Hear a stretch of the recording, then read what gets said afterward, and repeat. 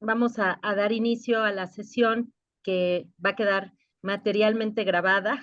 Entonces, esto también nos va a ayudar a tener un testimonio de estas conversaciones y de este seminario.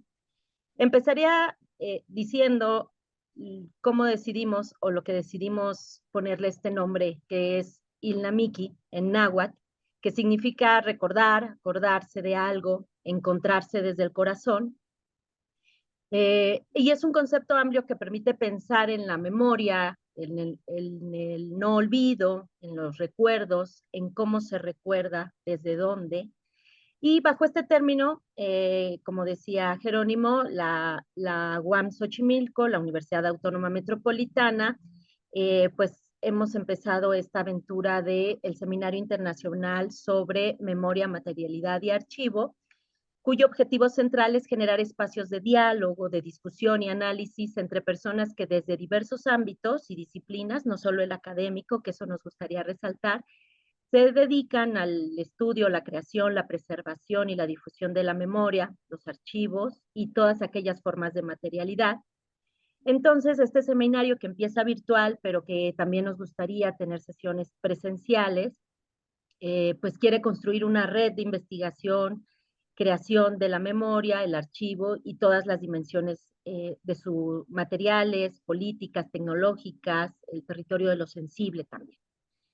Bueno, entonces Ilnamiki, Seminario Internacional sobre Memoria, Materialidad y Archivo, empieza el día de hoy, 24 de julio, a las 10 de la mañana, y es organizado por la Universidad Autónoma Metropolitana Xochimilco a través de la División de Ciencias Sociales y Humanidades, el Departamento de Educación y Comunicación, la Maestría en Comunicación y Política y la Licenciatura en Comunicación Social. Y como bien dijo Jerónimo, él va a moderar esta interesante mesa y vamos a tener la siguiente modalidad. Vamos a tener espacio de aproximadamente 20 minutos para cada participación de nuestros ponentes y después tendremos un espacio de diálogo y se concretarán algunos cuestionamientos, preguntas en torno a el tema que hoy nos concurre, que es las tecnologías, el archivo y la memoria. Bueno, te doy la palabra, Jerónimo. Sí, bueno, evidentemente, más allá de la multidisciplinariedad de quienes vamos a participar de diferentes maneras en el seminario y en diferentes sesiones y con diferentes ejes temáticos, yo lo primero que quisiera subrayar es que tiene un énfasis, evidentemente, digamos, un sesgo desde la mirada del campo de la comunicación, que al mismo tiempo ha estado alejado, digamos, si bien, por ejemplo, el campo de la comunicación en Francia ha tenido una articulación entre comunicación e información de manera histórica, en otros espacios, y particularmente en América Latina, ha habido una separación significativa entre el campo de estudios sobre la información y la gestión de la información y el campo de la comunicación, vamos a ponerlo en estos términos, en términos de la comunicación social.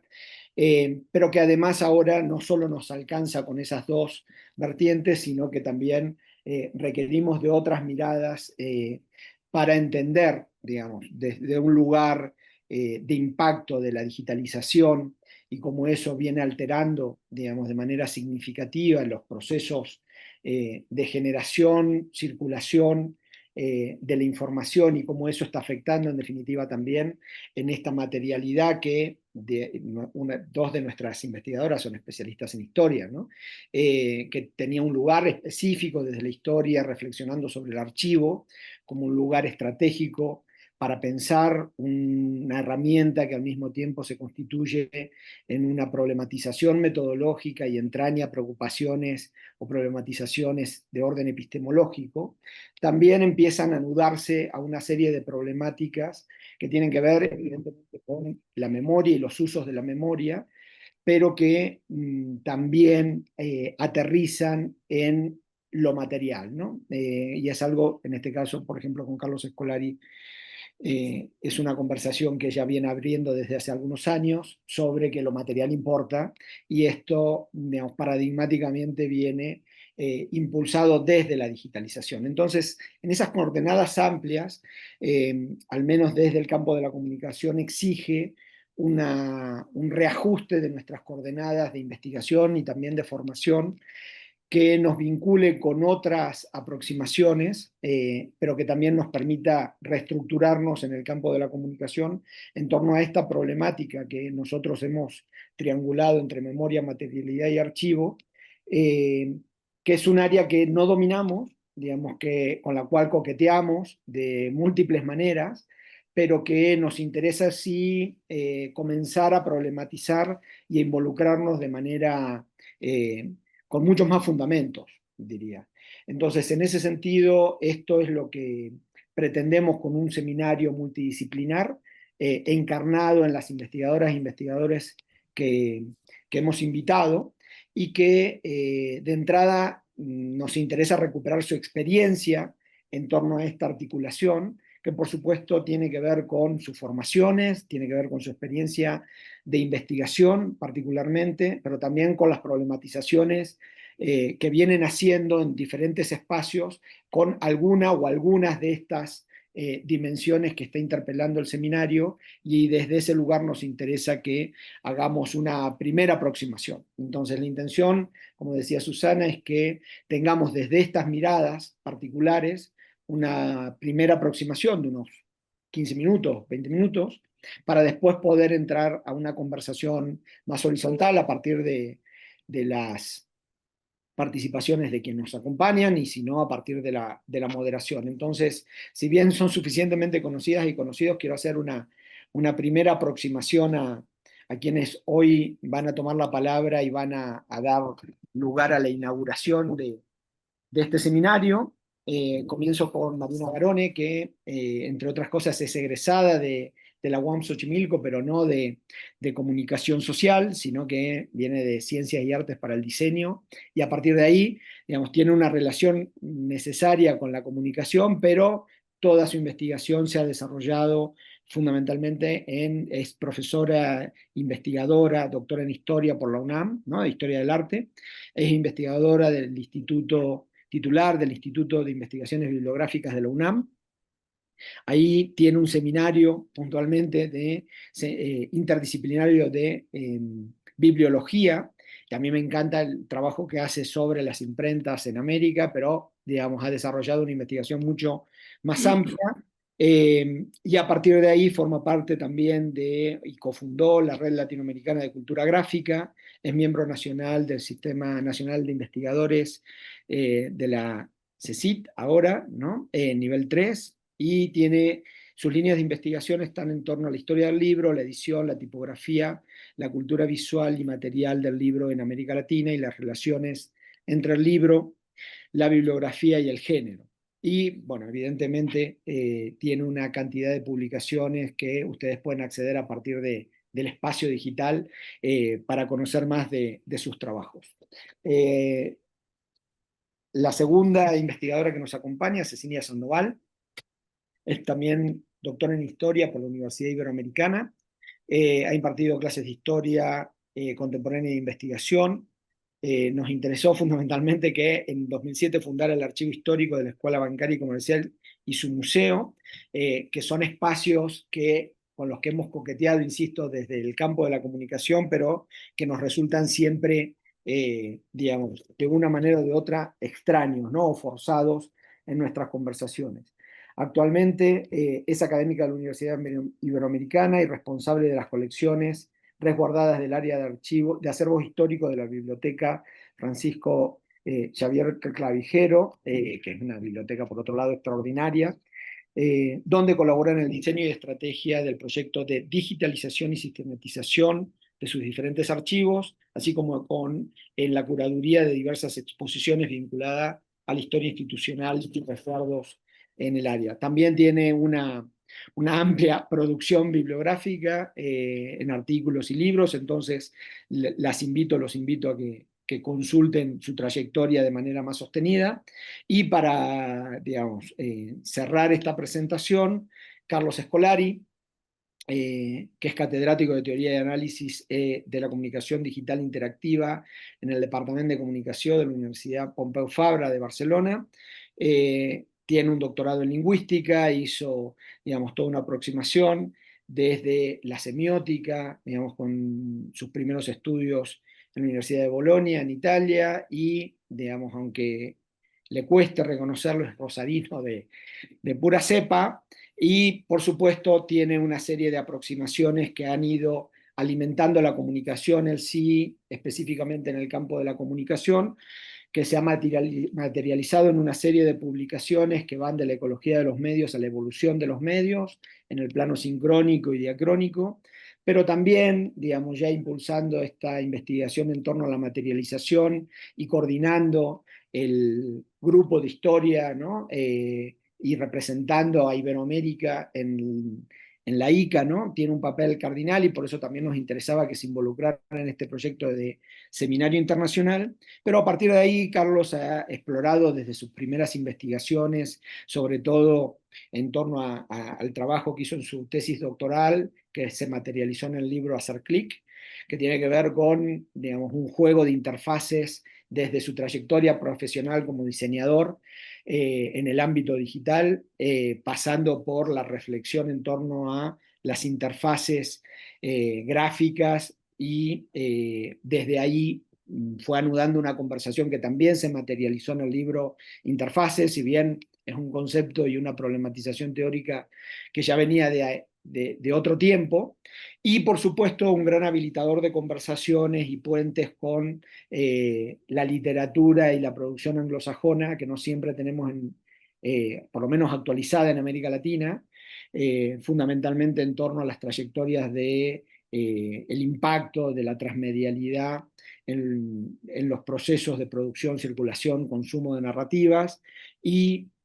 junto con la transmedialidad desarrolló uno de los últimos proyectos, digamos, a nivel entre Europa y América Latina, que fue el de Transmedia Literacy.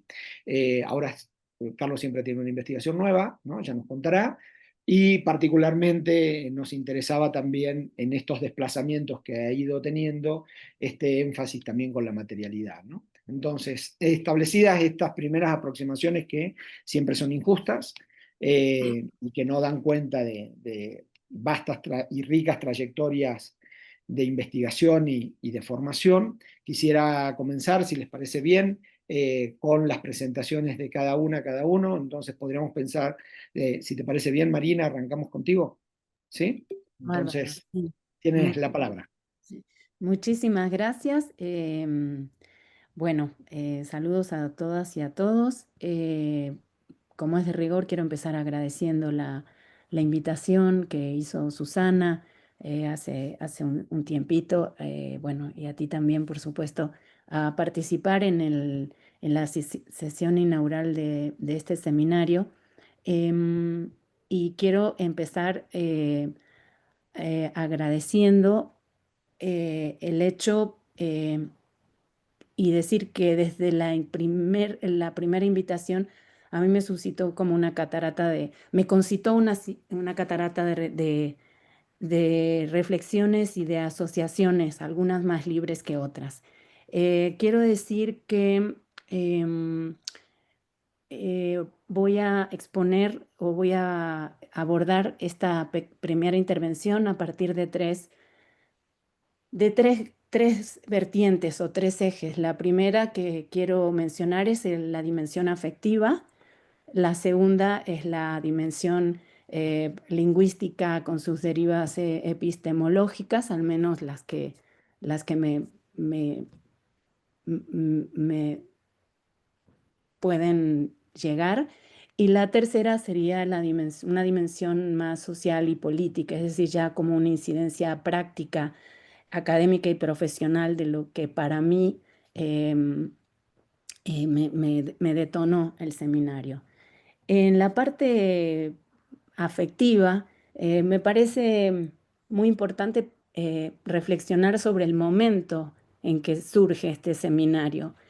Momentos a nivel muy, muy local, muy que podrían ser anecdóticos, pero que no lo son, eh, y porque eso también ancla mucho de una pulsión vital del seminario, ¿no? En ese sentido me parece muy hermoso y coincidente. Ayer tuve la posibilidad de estar en la Rectoría General de la UAM en la toma de protesta del nuevo rector general, y me parece como casualidad o no, esto surge un día después. Entonces estamos hablando de vectores de la vida institucional dentro de lo que planteó el rector, muchas cosas me emocionaron, porque el primer eje es hablar a los alumnos, a los egresados, y yo soy una, ¿no? Entonces, verte en esa dimensión y estar hoy aquí con ustedes, habiendo sido yo fruto de la universidad y no entendiendo mi práctica profesional sin haber pasado por esas aulas, me mueve mucho. Perdón que estoy muy emocional por varias cosas, pero me parece que es importante porque finalmente estamos en un momento de congregar personas que desde distintas motivaciones, sean las puramente intelectuales o sean las de una filiación afectiva, con un pasado y con una red más amplia, una constelación intelectual. Esto hay que verlo en este y en cualquier seminario, ¿no? ¿Cuál es el momento? ¿Por qué surge?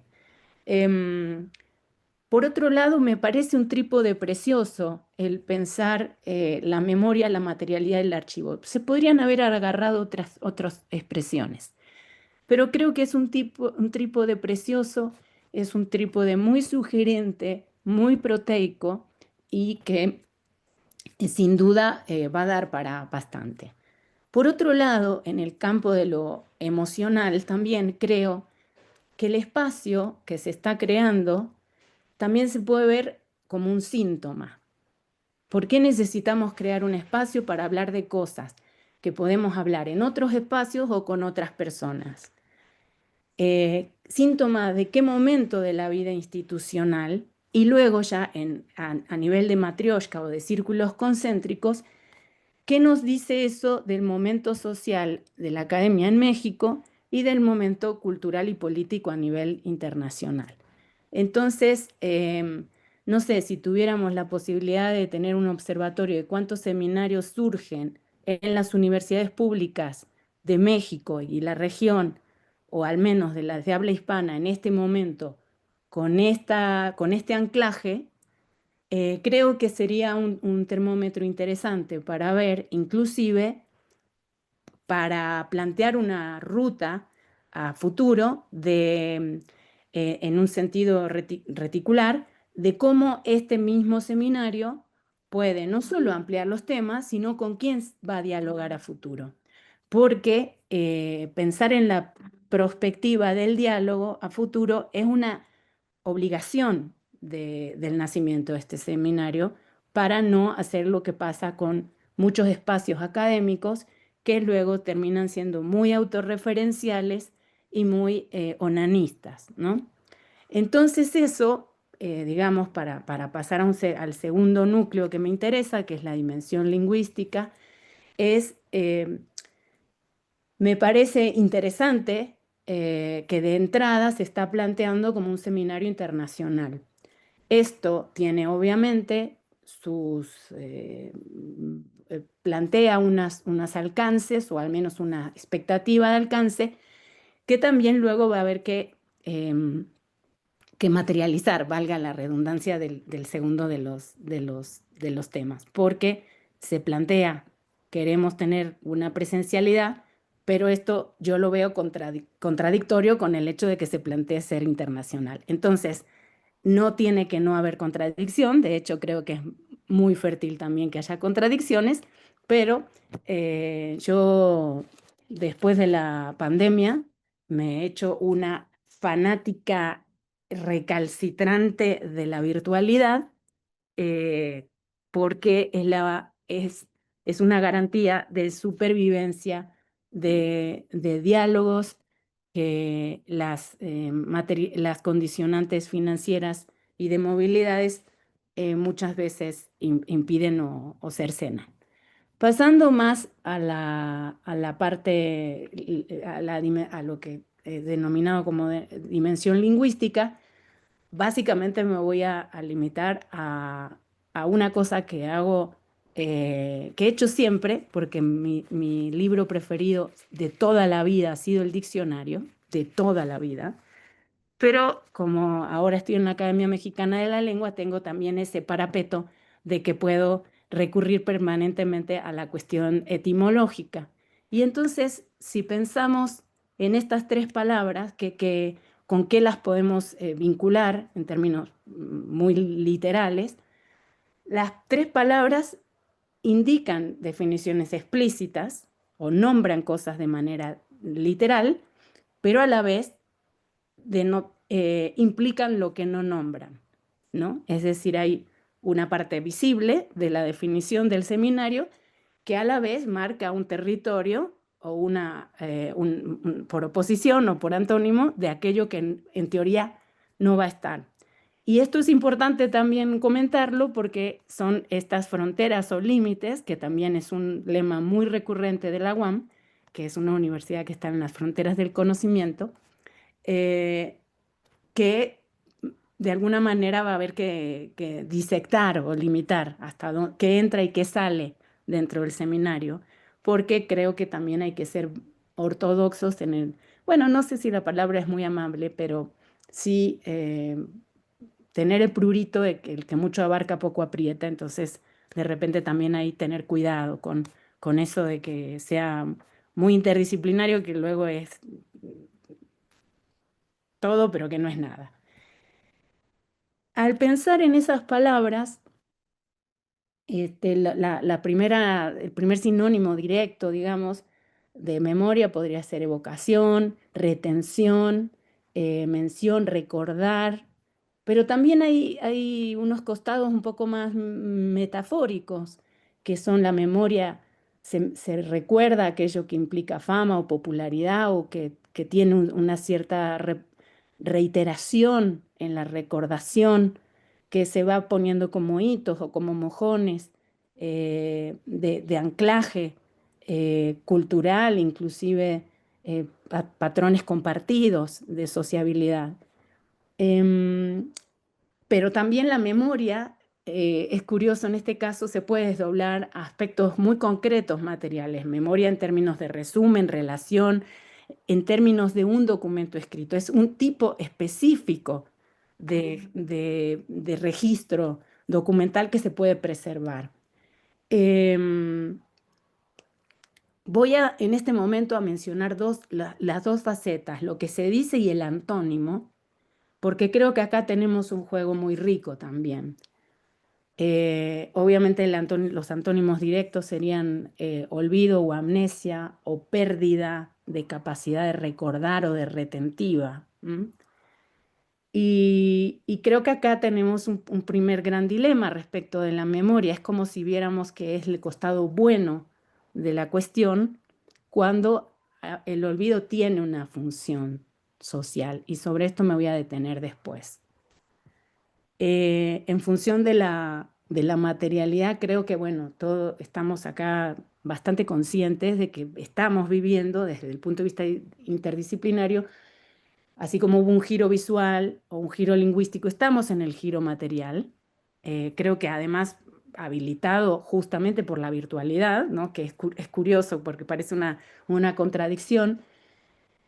Sin embargo, esa materialidad, en este caso, creo que el seminario necesitará definir los contornos de la materialidad a la que se va a ocupar, porque esa materialidad que puede ser de las imágenes, puede ser de los documentos escritos, puede ser del banco sonoro, ¿no? Del ámbito de lo audiovisual. A mí, la que me toca de manera directa es las bibliotecas, las hemerotecas, los archivos en el ámbito de lo escrito. Pero esta cuestión de la materialidad creo que va a dirigir una conexión del seminario hacia los aspectos del patrimonio. Porque memoria y materialidad nos dirigen, nos conducen al patrimonio. tanto al material como al inmaterial. Entonces, acá cuando hablamos de materialidad, cuando hablamos de memoria y cuando hablamos de archivo, habría que considerar, si, por ejemplo, si vamos a estar hablando de la parte de objetos muebles, de bienes arqueológicos. Es decir, creo que acá cabría la pena hacer algunas, quizá definir algunos contornos, ¿no? O al menos hacer escalas, ¿no? O en términos, digamos, sí, de vectores, ¿no? De momentos o de etapas, ¿no? Pero esa materialidad también tiene que ver con las apariencias, es decir, también aquí yo veo una posible relación bastante fértil e interesante con las capacidades del engaño, con que a veces lo que vemos y lo que objetivamos no necesariamente es sinónimo de verdad. Y eso vincula de nuevo con el tema de la memoria. O sea, ¿qué es aquello que estamos viendo? ¿No? Como hecho, como evidencia, sobre todo vinculado con la palabra evidencia, en términos de evidencia y documento histórico. Y lo comento porque en ciencias sociales y humanidades tenemos esta obsesión por el hallazgo y la evidencia como una certificación de fe, y tenemos un problema a veces, y en este momento lo vemos con la cultura del plagio y demás. No sabemos muy bien cómo manejar las falsas materialidades o los engaños de la materialidad.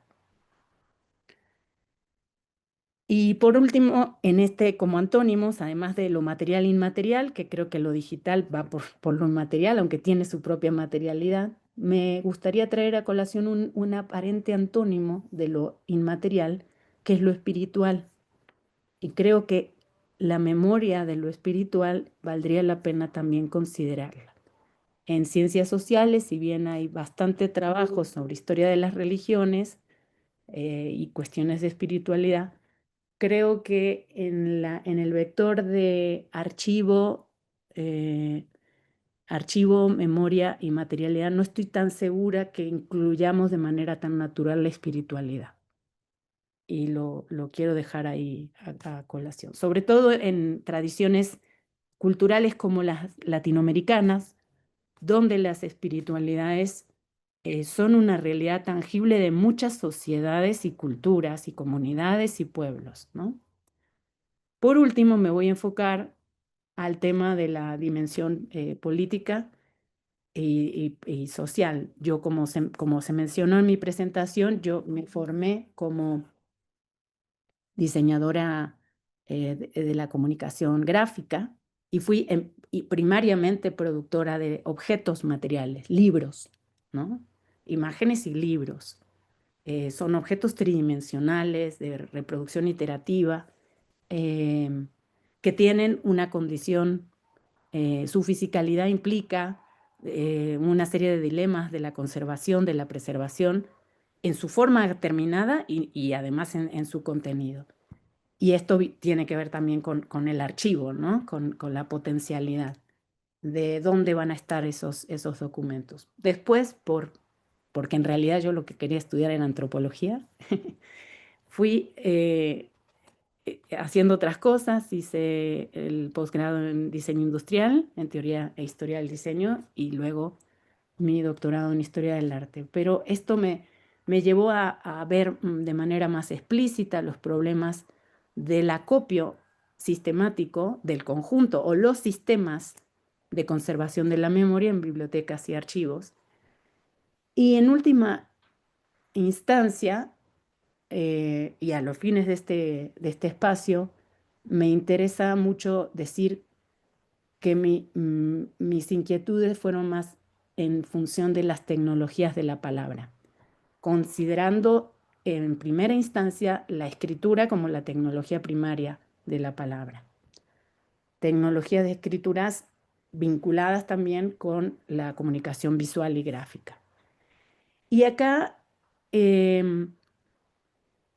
un abanico, una pléyade de documentos que fueron muy importantes para mí leer y reflexionar sobre los dilemas entre las categorías de las escrituras entre ágrafos y letrados.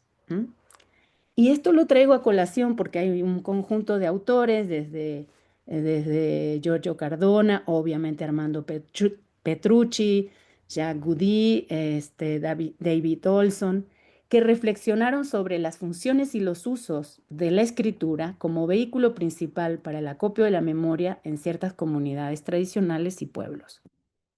Y una cosa que me parece muy interesante de sus estudios es ver cuáles son las capacidades materiales, no solamente de archivar y de guardar y de recordar, sino para qué guardamos, para qué archivamos y para qué recordamos. Es decir, hay una cuestión de eficiencia en esa aparente limitación en la capacidad de guardar y de archivar.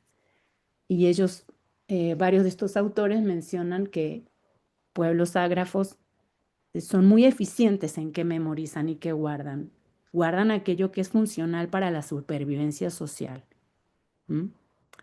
Y creo que nosotros, en una cultura eminentemente escrita, procedentes como somos de una cultura letrada, tendemos a privilegiar una aparente capacidad ilimitada de la preservación per se, ¿no? Cuando sabemos que eso materialmente no es tan factible, ¿no? No voy a continuar con esto porque de hecho ya me extendí más de los 15 minutos que me dieron, pero sí quería poner este panorama, ¿no? ¿Qué me concitó desde el punto de vista de las expresiones? ¿Qué dilemas veo yo de la capacidad que tenemos? No solamente de memorizar, sino de guardar. ¿Y para qué? ¿Y durante cuánto tiempo? Y bueno, pues hasta ahí me paro. Muchas Excelente, gracias. Marina. Pues nos das pie para cualquiera de los dos podría rebotar ahora. Yo diría, en función de estos últimos interrogantes, le daría la palabra de que la tome Cecilia, aunque estoy muy tentado de que siga Carlos en este momento con la evolución de los medios, porque quedó ahí picando. Pero Cecilia, creo que en términos del qué, el cómo, el para qué, digamos, en tu expertise también desde la mirada de la historia y el trabajo con los archivos, creo que podrías darle una continuidad a esta primera intervención que estableció Marina. ¿Me parece? Sí, antes que nada, igual que Marina, quiero agradecerles montones a Susana, a Jerónimo. Para mí es un verdadero honor participar en esta primera sesión, en la inauguración del seminario, y es un gusto inmenso participar junto con Marina y con Carlos. Entonces les agradezco mucho. Yo hablo muchísimo y entonces preparé un texto, pero me parece que dialoga muchísimo con lo que acaba de decir Marina en muchos puntos. Yo quiero hablar de tres cosas también como nodales y están vertebradas por lo que estoy investigando ahorita, o más bien dicho, la teoría que está vertebrando mi investigación, que es la teoría feminista del cuidado. Y lo quiero aplicar o lo estoy aplicando hacia los archivos. Entonces, en ese sentido, a mí me gustaría hablar de la digitalización en su imbricación con la técnica, con el afecto y naturalmente con la política. Por eso digo que de alguna manera voy a resonar bastante con lo que acaba de decir Marina, con una curaduría, catalogación, ahora sí, las prácticas archivísticas per se, como una lectura crítica del presente. Y por último, quiero hablar de esto lo hacemos para ver qué memorias, y aquí me enlazo directamente con lo que acaba de terminar Marina de decir, qué memorias queremos hacer, ¿no? Y yo lo que estoy proponiendo es intentar a partir de la digitalidad y la puesta en línea de los archivos, hacer memorias más justas a partir del cuidado. Entonces, pues voy a ser un poco ñoña y voy a empezar a leer. Y bueno, primero que nada, il Namiki y el gesto del cuidar. Vivimos en un mundo herido por las guerras, por los desplazamientos forzados, por el colapso ecológico, por las brechas de desigualdad que se profundizan cada día. Un mundo fracturado en su capacidad de escuchar y de recordar, donde el olvido no siempre se impone, muchas veces como estrategia política y como efecto de la saturación de datos, de información. Un mundo marcado por la aceleración, el olvido programado, la fragmentación del sentido y por ende de la realidad. Un mundo donde la tecnología parece avanzar sin tregua, sin dirección clara. En medio de esa niebla informativa y afectiva, hablar de archivos, de memoria, materialidades y tecnologías no es un gesto neutral, es una toma de posición ética y política. En ese contexto, el archivo, como lugar de memoria y de posibilidad, adquiere una relevancia ética radical. No se trata de acumular documentos ni de digitalizar por inercia. Se trata de cuidar la memoria como algo valioso, como algo que puede conferir justicia, retribuir y otorgar dignidad. Algo capaz de hacer hablar a lo que fue silenciado, borrado o destruido. Cuidar la memoria, sí, con inteligencia, con afecto, con paciencia, con tecnología, por supuesto, evitando el extractivismo digital y el olvido acelerado. Me llama mucho la atención que este seminario lleve por nombre Ilnamiki, vocablo náhuatl cuya potencia semántica no debe pasarse por alto. Ilnamiki significa, como ya nos dijo Susana, recordar, pero a mí me gusta pensarlo no en abstracto, ya que nos interpela para traer de vuelta el rostro del otro, volver a mirar y narrar desde otras perspectivas diferentes, recordar distintas formas y crear diferentes memorias. En una lengua desplazada por siglos de violencia colonial, este verbo nos permite pensar que recordar puede ser también una forma de relación, una forma de cuidado. Que un seminario sobre memoria, archivo y materialidad se nombre así, con una palabra en riesgo de olvido, ella misma, dice mucho de lo que queremos defender. Una relación no utilitaria, no instrumental con el conocimiento y con el pasado.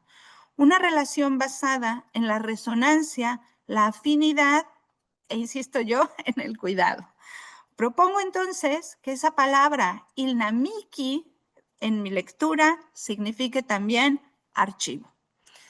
La investigación en general, para los historiadores sobre todo, inicia cuando se abre una caja.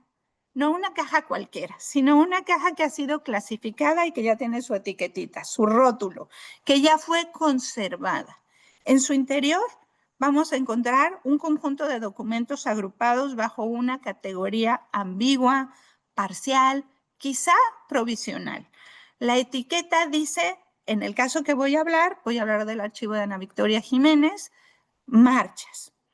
Pero adentro hay también volantes sobre derechos reproductivos, cartas personales, recortes de prensa que hablan de represión, notas manuscritas, minutas, listas de teléfono.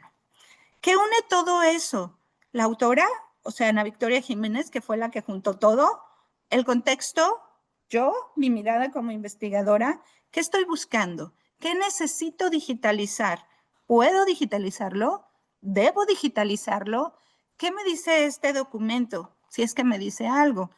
¿Y qué tengo derecho a traducir en metadatos? ¿Y qué no? ¿Y por qué? Ese instante, ese espacio de incertidumbre, es también el lugar desde el cual pienso hoy el archivo, la digitalidad y la curaduría como política del cuidado. Entonces, voy a hablar ahora de digitalización, técnica, afecto y política. La transformación de la dimensión del archivo es técnica, pero también es afectiva, ética y epistemológica. Y ahí, justo ahí, es donde comienza el trabajo de la memoria. Desde hace más de una década he tenido la oportunidad de acompañar procesos de digitalización en acervos históricos, culturales y ahora feministas. Desde el Archivo del Ateneo Español de México, donde colaboro en su mesa directiva, hasta el archivo de Ana Victoria Jiménez, resguardado en la Universidad Iberoamericana, y es el archivo que actualmente trabajo.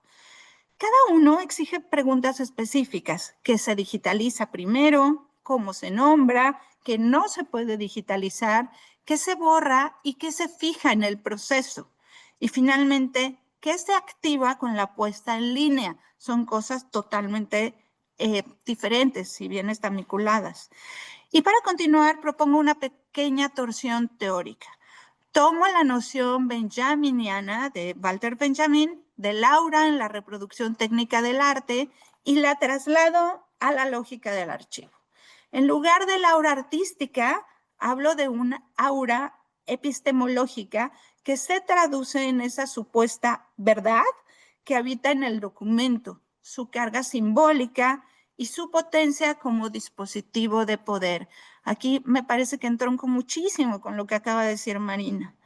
Al digitalizar el documento y subirlo a Internet, el aura inevitablemente se va a fracturar, ya que en un principio no es solo el archivo que preserva, sino el archivo que se libera, que circula, que se vuelve disponible para otras lecturas singulares, sin el control o la mediación absoluta de la institución, lo que posibilita un movimiento de apertura y no de clausura, ¿no? Incluso nos puede dar la ilusión de una democratización maravillosa. Sin embargo, también debemos reconocer que esa misma digitalización puede ser absorbida por las lógicas de acumulación, clasificación y fetichización dominadas por el capital y sus formas de reproducción que se replican en la dimensión digital. La velocidad con la que la tecnología avanza no elimina por sí misma estas desigualdades. Muchas veces las reactiva, las expande, las naturaliza, ¿no? Podemos ver ahora estas revistas de libre acceso en donde uno gana un montón de puntos para el SNI si publica, pero incluso tienes que pagar para que te publiquen, por poner un ejemplo en cortito en el ámbito académico.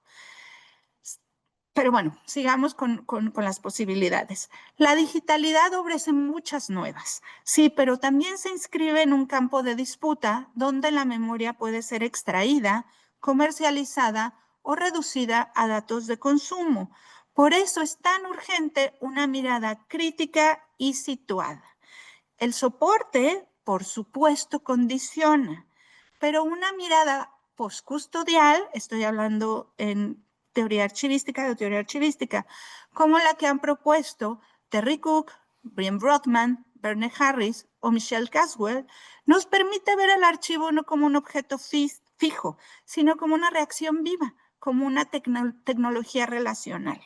Y la digitalización, entonces, no como fetiche, sino como el gesto que puede, si se cuida, abrir la posibilidad a otras prácticas archivísticas y por ende a historias y narrativas más justas. Ahora voy con la curaduría /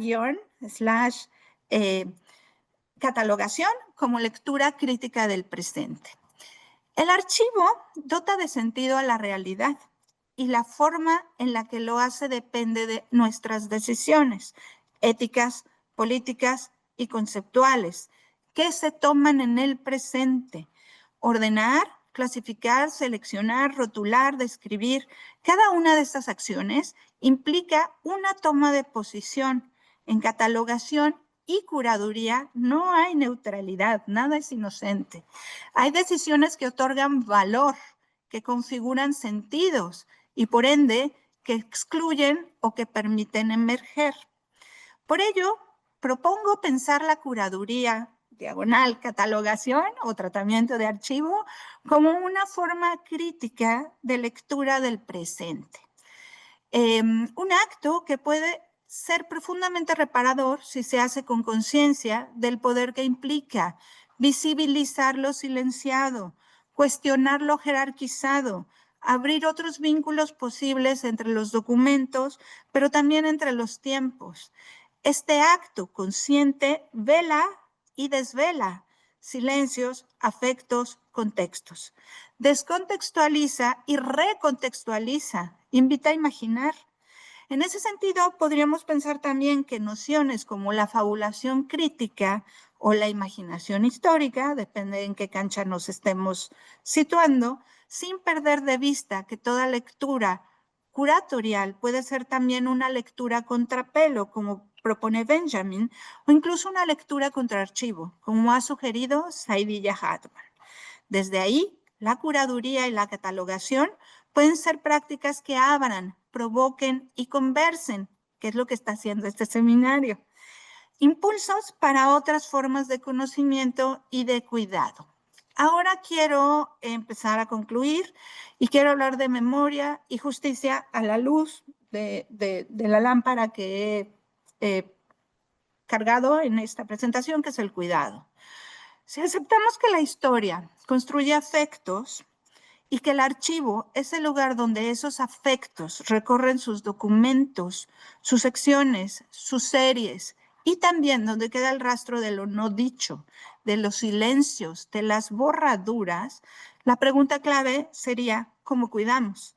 Desde la teoría feminista del cuidado, como proponen Jessica M. Lapp o Julia Adinolfi, cada una en diferente tiempo y diferente contexto, podemos entender el archivo no como un contenedor pasivo, sino como el espacio de relacionalidad ética donde cuidar no significa encerrar, sino mantener abierta la posibilidad de leer distinto. La memoria no es el pasado, es una disputa en el presente por lo que merece ser recordado y cómo lo recordamos. Digitalizar un archivo, llevarlo a internet, clasificarlo, nombrarlo, todo eso es memoria en acto. Y por eso el archivo es siempre también campo de disputa. No se trata de elegir entre lo físico y lo digital, entre el aura y el acceso. Se trata de preguntarnos cómo cuidamos lo que digitalizamos, cómo lo ofrecemos, cómo lo dejamos narrarse. Donna Haraway lo dijo de otra manera: quien cuida, narra, y quien narra, hace mundo. Y ahora sí, concluyo. Pensar el archivo en tiempos de digitalización acelerada exige una mirada compleja. Las tecnologías no son neutras, son lugares, a decir de Michel Desserteau, donde se juegan memorias, afectos y sentidos. La digitalización no garantiza el acceso, tampoco elimina la desigualdad e incluso puede recrudecer la instrumentalización del capital y su cultura. Pero también puede ser una herramienta crítica si se articula desde el cuidado, desde la conciencia de los silencios que deja y de las voces que puede amplificar. El soporte transforma las condiciones de acceso, lectura, circulación e incluso comprensión. El gesto curatorial en el archivo, al describir, clasificar, organizar, digitalizar y poner en línea, transforma también la posibilidad de sentido, de generar sentido y de modelar la realidad. La curaduría /catalogación, entonces, es una forma de escritura situada, una práctica de lectura y de cuidado. No se trata de idealizar, ya mis 15 minutos sonaron, no se trata de idealizar la tecnología, sino de politizarla, de rechazar su uso extractivista, de reconocer en el trabajo archivístico una oportunidad para imaginar futuros más justos. En este gesto, Ilna Miki, hacer memoria con otros, recordar con el rostro, archivar también como forma de justicia. Y aquí me quedo. Excelente, Cecilia, muchas gracias. Bueno, Carlos, ¿no? Insértate a la conversación. Bueno, gracias por la invitación, gracias Jerónimo por la presentación y bueno, encantado de sumarme a esta tertulia con dos participantes con propuestas tan estimulantes, ¿no? Y bien interdisciplinarias. Yo había puesto un título para mi presentación, era Memoria, Materialidad y Archivo. Voy a hablar quizá menos de memoria porque ya se habló mucho. Hablaré más de materialidad, archivo y obviamente comunicación, pero le agregué en tiempos de inteligencias artificiales. Quería hacer dos entradas, una por el lado de la materialidad de la comunicación y otro por el lado ya más de la digitalización y la emergencia de las inteligencias artificiales y lo que eso significa. Tengo una pila de libros, acá va a ser una presentación muy material esta, ¿no? Ya que aprovechar todo esto que tengo acá. Digamos, en ciencias sociales, y no solo en ciencias sociales, venimos de una tradición del materialismo histórico, el materialismo del siglo XIX, del materialismo de la industria, ¿no? De las chimeneas de Londres, de Login, yo lo llamo el materialismo heavy metal, ¿no? Que penetra obviamente vía la Unión Soviética en el siglo XX, este materialismo ortodoxo, ¿no? Infraestructura y superestructura. Por eso cuando uno habla de materialismo, lo primero que viene en mente es este pesado lastre quizá y ortodoxo del pasado hasta soviético, diría, lo que es el materialismo histórico, el materialismo dialéctico, ¿no? Sin embargo, si nosotros vemos que en la segunda mitad del siglo XX empieza el materialismo, va evolucionando. Es muy interesante que se están reeditando los trabajos de Timpanaro, perdón, es un materialista italiano, digamos un neomarxista que ya por los años 70 él hace una relectura, Timpanaro, Sebastiano Timpanaro, hace toda una relectura del viejo materialismo soviético, digamos, una visión más fresca, más light, podríamos decir, no tan heavy metal, pero dentro del planteo marxista, ¿no? Si nos vamos a un lado más epistemológico, el año pasado de la FIL me traje este de Mario Bunge, gran filósofo, no digo argentino porque de escala mundial, ¿no?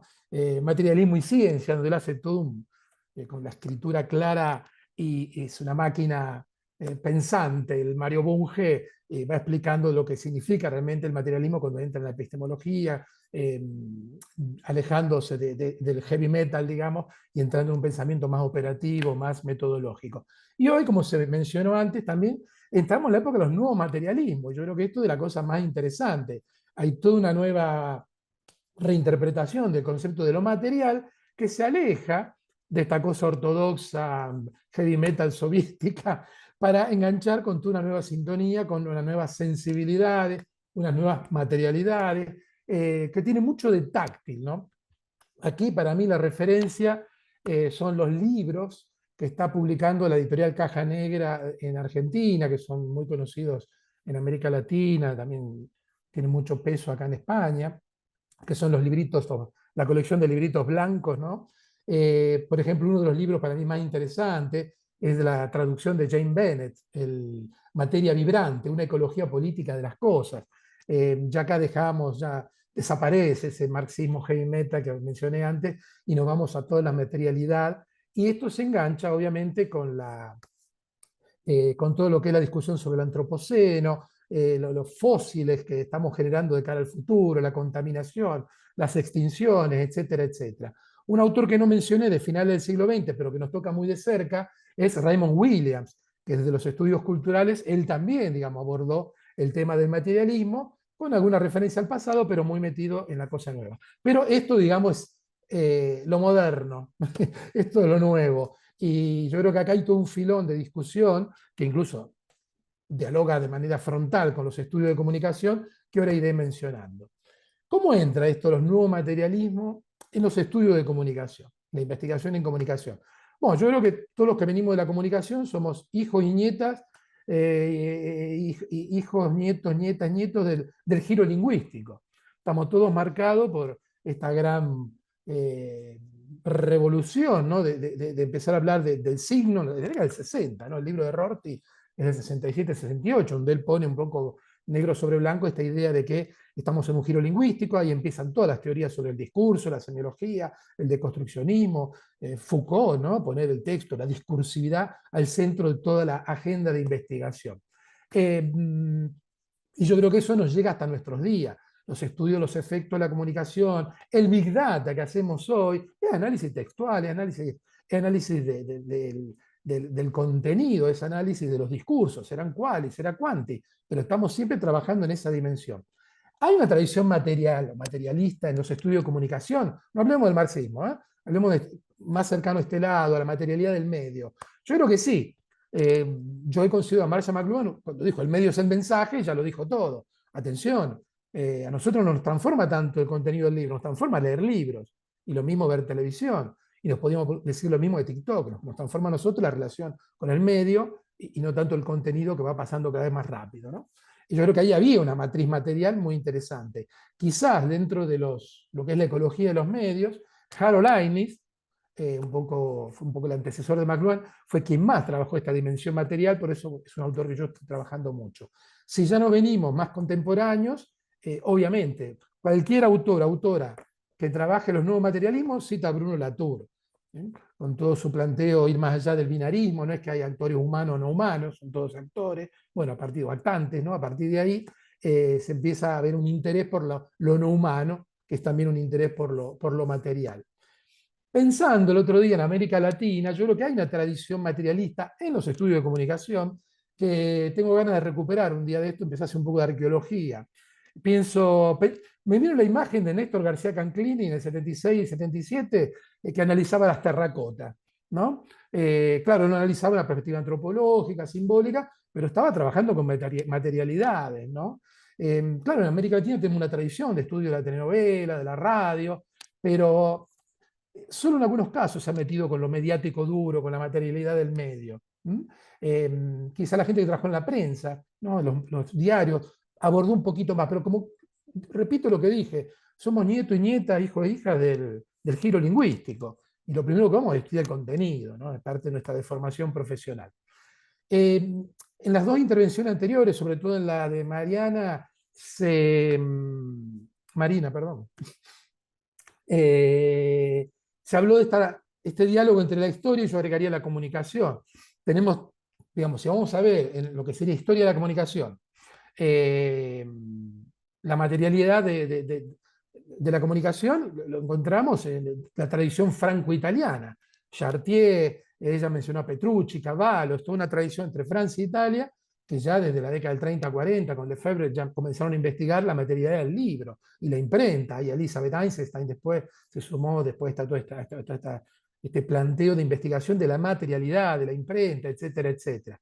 Los libros de Mariana sobre la imprenta, libros de México, de la UNAM, son parte también son trabajos de historia, pero que los comunicadores ahora estamos obligados a leerlos si queremos entender las materialidades contemporáneas. Tenemos que ver las viejas materialidades, al menos yo estoy en esa, ¿no? Tenemos las colecciones negras del Fondo de Cultura Económica, que hay las traducciones de Arnton, bueno, un montón de autores tienen esa colección también de libros sobre libros. Me parece que aquí hay todo un filón también visto desde América Latina de materialidad del objeto del libro, porque de eso tenemos mucho material, sobre la materialidad del libro, la imprenta, tenemos muchísimo.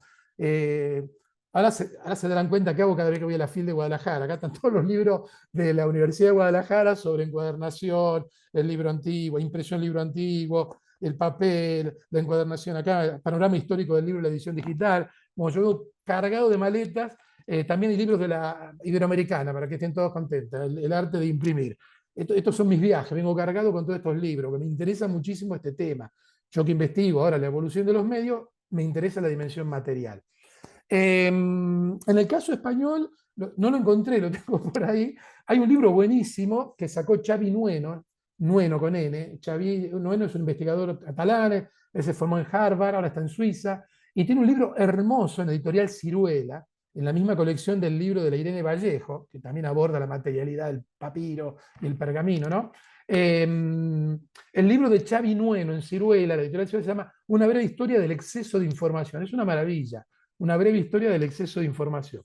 Es una maravilla porque él hace todo un repaso histórico de cómo se manipularon los archivos. Esto de que la gente en el siglo XVII y XVIII cortaba libros para armar sus propios bases de datos, ¿no? Nosotros ahí agarramos una carpeta y le metemos 300 PDF adentro que nunca vamos a leer. Bueno, en esa época era diferente, ¿no? Manipulaban, cortaban, armaban sus propias enciclopedias. ¿No? Había él investiga todas estas operaciones materiales sobre los archivos para uso personal. O sea que es un libro fascinante que entra en esta serie, en esta red que estoy entretejiendo. Y mi ultimísimo libro sobre la evolución de los medios, hay un diálogo, me interesa la materialidad. Hablo de la relación entre medios, haciendo hincapié en el contenido, por ejemplo, cómo la pintura, la fotografía dialogaron, se confrontaron en el siglo XIX. Pero está toda la materialidad detrás de eso que yo aquí la abordo también. O sea, no podemos hacer a menos de esta dimensión de la materialidad, ¿no? Bourdieu tiene un libro hermoso sobre el arte y la crítica en el siglo XIX, que analiza el realismo, la pintura, un libro hermoso de anagrama, de 500, 400 páginas, y la fotografía aparece mencionada una sola vez. O sea, no podemos entender el realismo, la literatura en el siglo XIX, ni la aparición de la fuga del impresionismo, si no hablamos de la fotografía. Y tampoco habla Bourdieu, al menos en ese texto no lo menciona, de una cosa material sumamente estúpida, pero que transformó todo. ¿Por qué nace el impresionismo y salen a pintar al óleo a los bosques que rodeaban París?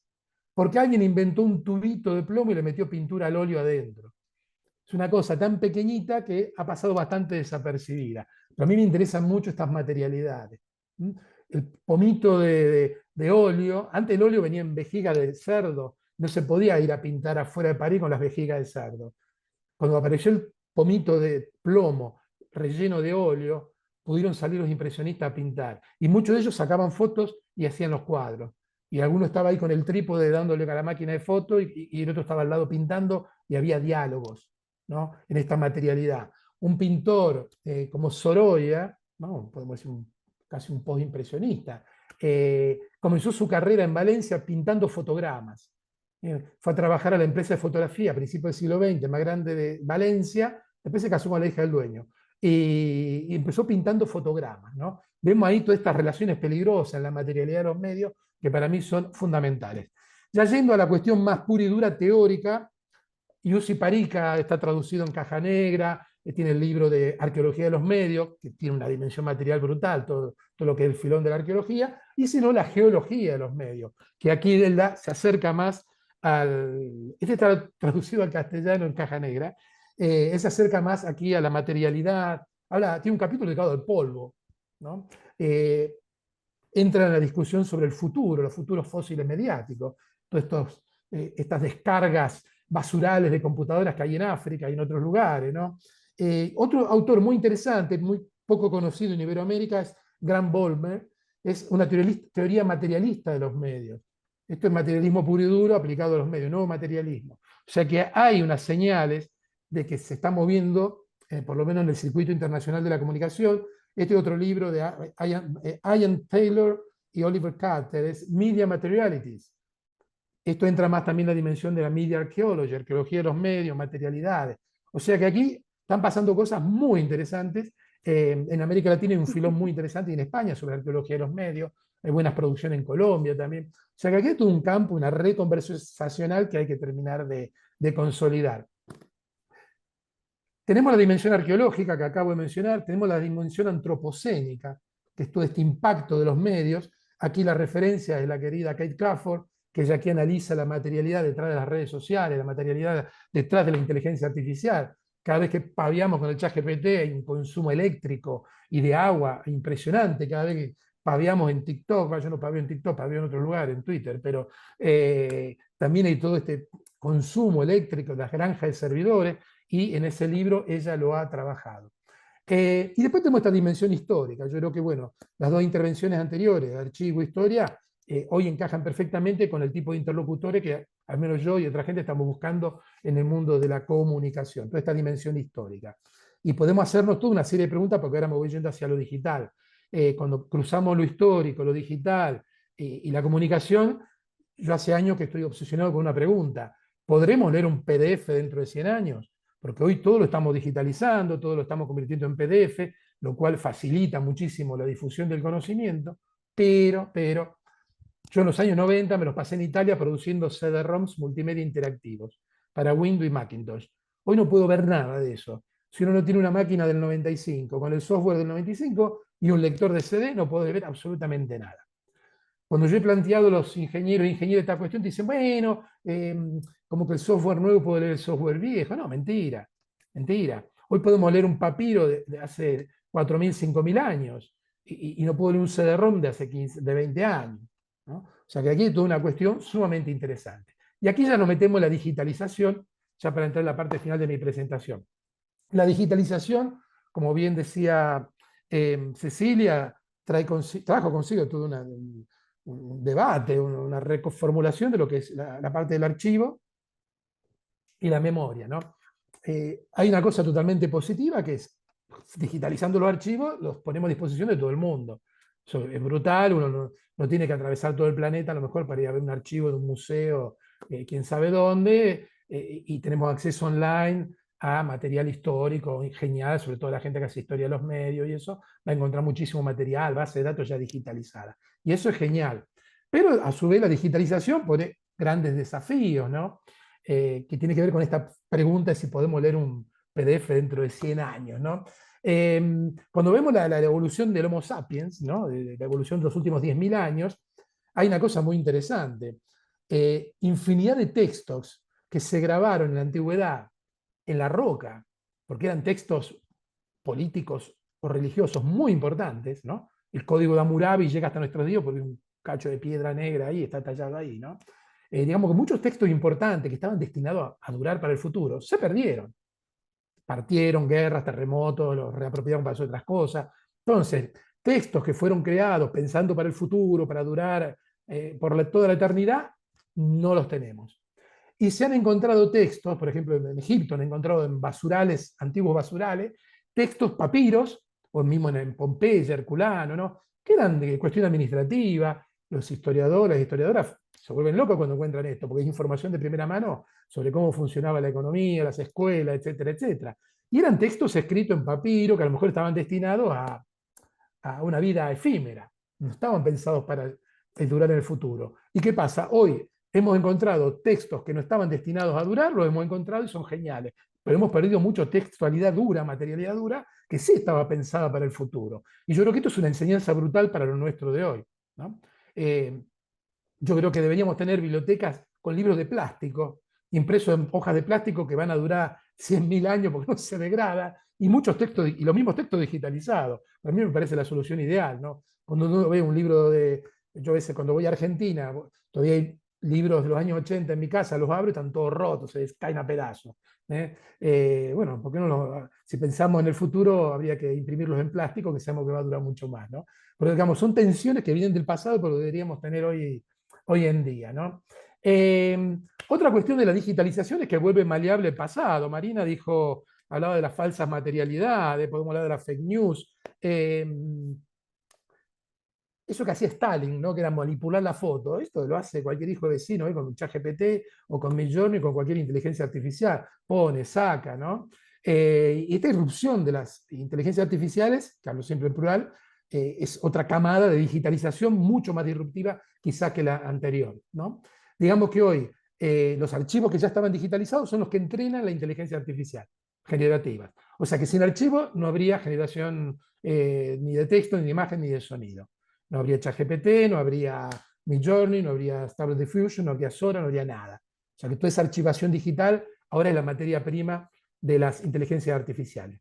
Si un día las inteligencias artificiales toman el poder, a lo Terminator, Skynet, a lo mejor el Homo sapiens queda como en esa larga historia de un planeta, como una preespecie que se dedicó a generar texto para alimentar una inteligencia artificial que después la destruyó y se la comió. Yo no creo en esos planteos apocalípticos, pero me gusta esta idea. Pensar en eso, ¿no? Pero las IA también operan sobre la materia textual. Fíjense ustedes, hasta ahora, si uno buscaba imágenes del medioevo, incluso estos códices ilustrados, ¿no? Estas pequeñas imágenes que aparecían en los libros medievales, uno iba a Google, buscaba y encontraba cosas. Bueno, hoy hay gente que se dedica a crear falsos imágenes medievales, ¿no? Y hay hilos en Twitter que se dedican a esto. Son falsos. O sea, de aquí en más, cualquier persona que investigue el medioevo, cuando hace una búsqueda en Google, va a tener que poner quiero imágenes antes del 2022. Porque cualquier imagen posterior al 2022 puede ser cualquier falso producido con cualquier inteligencia artificial de una imagen medieval. Expandan esto a todo el universo de la investigación, ¿no? Por otro lado, las inteligencias artificiales crean fotos y vídeos que mezclan el pasado con el presente, agregan cosas nuevas, o sea, se están creando nuevos pasados, ¿no? Y todo esto es un desafío para la gente los investigadores e investigadoras del futuro, de la historia y de la comunicación, porque van a aparecer fakes de la radio de la década del 30 o del 20 o del 50 o de la primera televisión, tranquilamente. O sea que las inteligencias artificiales están modificando el pasado, pueden cambiar no solo los fondos, los personajes, las situaciones, los cambios en la textualidad, somos casi todos estalinistas ahora, ¿no? Podemos entrar y sacar y meter fotos. Piensen que antes, los álbumes familiares, ¿qué hacía la gente? Recortaba la foto, cuando un pariente se portaba mal, cortaban la foto, si había un divorcio. No, ahora todo eso lo vamos a hacer en digital y eso puede llegar no puede llegar, circulará en las redes, ¿no? ¿Y cómo establecemos? Son verosímiles, ¿no? También. ¿Cómo estableceremos todo eso? ¿Cómo trabajaremos esto?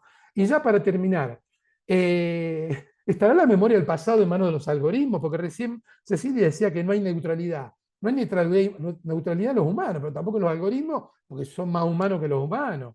Los sesgos que hay, cómo organizan la información, está totalmente, estamos lejos de cualquier tipo de neutralidad, ¿no?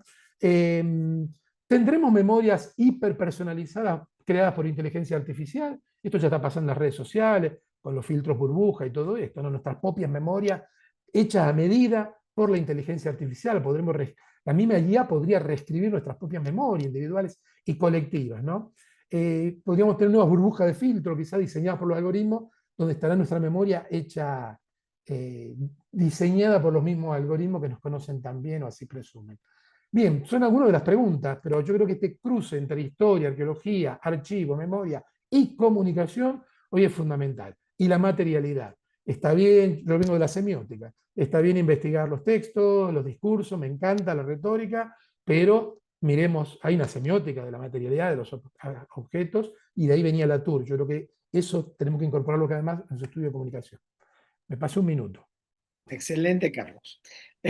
Muchas gracias. Bueno, aquí la dificultad está en la cantidad de preguntas, que creo que es lo más fértil de las presentaciones, ¿no? En lugar de encontrar, digamos, un lugar, si bien hay puntos, vasos comunicantes evidentes, aparecen una cantidad de interrogantes, algunos ya explorados. Creo que apareció una red textual ahora, ¿no? Siguiendo con el giro lingüístico, evidente, y creo que puede ser uno de los propios productos del seminario, ir articulando estas conversaciones, como dice Carlos, que, digamos, en algunos lugares las tenemos más o menos identificadas, pero van apareciendo otras cosas, ¿no? Yo veía aquí apuntar conforme iban apareciendo en las tres presentaciones, digamos, estos anclajes teóricos que van remitiendo desde diferentes lugares, y, y la materialidad. Evidentemente la materialidad del libro sigue siendo un reclamo para todos nosotros, pero como decía Carlos también, digamos, hay otras